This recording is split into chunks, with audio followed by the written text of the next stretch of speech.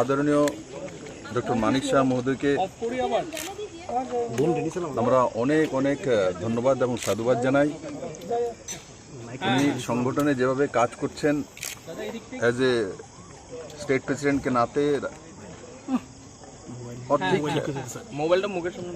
সরকার পরিচালনা সুদক্ষতার সঙ্গে উনি রাজ্যবাসীর সমস্ত আশা আকাঙ্ক্ষাকে পূরণ করবেন, এটা আমাদের সবার পূর্ণ বিশ্বাস রয়েছে। ওনার বিগত দিনের কাজকর্মগুলো তা প্রমাণিত করে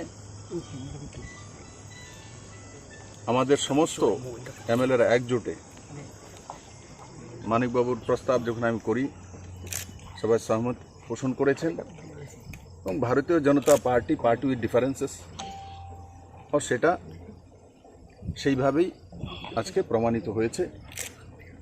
এবং আমি আবারও ডক্টর মানিক শাহ মহোদয়কে অনেক অনেক শুভেচ্ছা জানাই। যেই কাজগুলো আমি শুরু করেছি সেগুলোকে কম সময়ের মধ্যে কিভাবে জনতার কাছে পৌঁছে দেওয়া, মাননীয় প্রধানমন্ত্রীর নেতৃত্বে যে স্কিমগুলো রয়েছে, রাজ্য সরকার স্কিমগুলো রয়েছে, এটাই ওনার মূল দায়িত্ব হবে আর উনি এদের সাথে কাজ করতে সক্ষম হবে। স্যার, যদি প্রত্যেকে সহমত পোষণ করে থাকে তবে এই সিদ্ধান্ত গৃহীত হবার পরে কেন বাকবিতণ্ডা এবং উত্তপ্ত পরিস্থিতি সৃষ্টি হয়েছিল?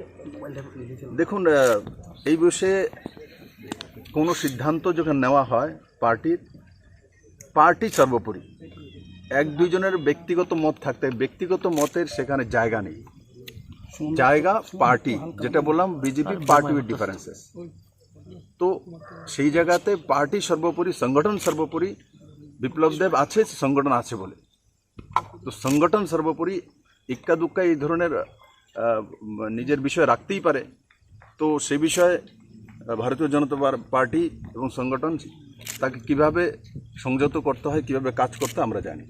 নতুন মন্ত্রিসভা কবে শপথ নেবে? নতুন মন্ত্রিসভা কালকে শপথ নেবে,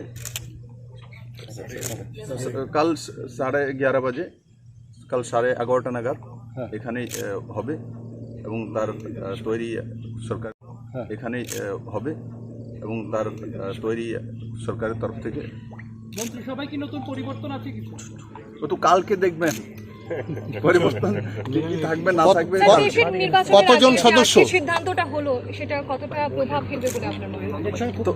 23-এর নির্বাচনকে সামনে রেখা যখন আমি সংগঠনে কাজ করার সুযোগ পেয়েছি, তো 18তে যখন সরকার এসছে, তো 23-এও সরকার আসবে। কার্যকর্তাদের প্রতি কি বার্তা থাকবে আপনার? কার্যকর্তার প্রতি আমার এটাই বার্তা দেবে, পুরো ঊর্জার সঙ্গে নামো।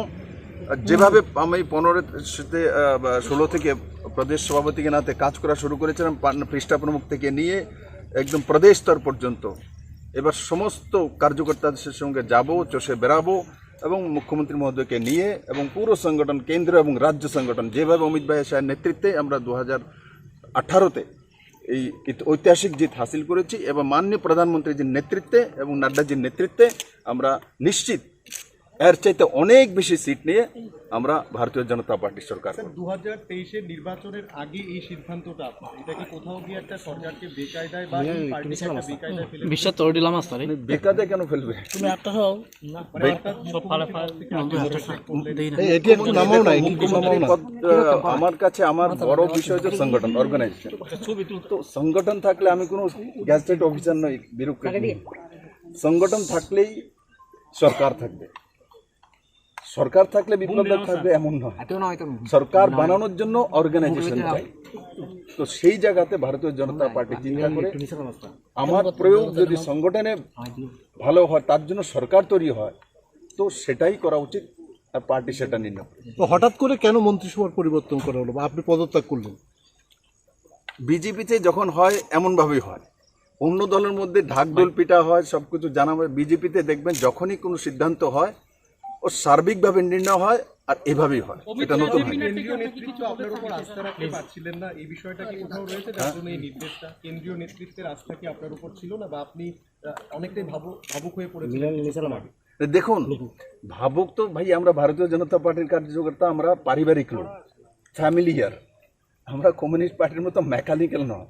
তো স্বাভাবিকভাবে আমি যেই জায়গাটাতে কাজ করি সেই জায়গায় মমতা থাকে প্রত্যেকে। যদি আমি বলি যে না এটা মিথ্যে, এটা হয় না, তাহলে আমি লগন সে কাজ করি, লগন সে কাজ করেছি সেটা প্রমাণিত করে। আমরা ভারতীয় ভাই, ইমোশনাল তো হবই, এর মধ্যে নতুন কিছু তো নেই। পরবর্তীতে আপনাকে আমরা কোন পদে দেখবো স্যার?